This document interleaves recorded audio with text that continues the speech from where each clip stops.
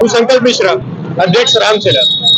પાલગામમાં જે આતંકી હુમલો થયો છે એમાં હિન્દુ સમાજમાં રોષ છે, કારણ કે જે નામ અને ધર્મ પૂજી પૂજીને મારવામાં આવ્યા છે અમારા ભાઈઓને, એનાથી અમારી અંદર પૂર્ણ રોષ ભરાયેલું છે અને આજે અમે એનું વિરોધ પ્રદર્શન કરી રહ્યા છીએ. સરકાર બાબુનગર 4 રસ્તા ખાતે રામસેના તથા સમસ્ત હિન્દુ સમાજ અને સમસ્ત હિન્દુ સંગઠનોને સાથે રાખીને આજે વિરોધ પ્રદર્શન કરવામાં આવી રહ્યું છે. અને અમારે સરકારને વિનંતી છે કે ઠોસથી ઠોસ પગલાં લેવામાં આવે જેથી આતંકવાદનો નાશ થાય. અને રામસેના અખંડ ભારતનો પૂર્ણ સપોર્ટ છે સરકારને કે જે બી નિર્ણય લેવામાં આવશે એમાં અમે ભાગીદારી આપીશું.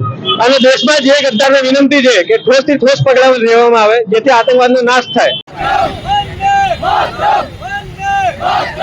જય શ્રી રામ.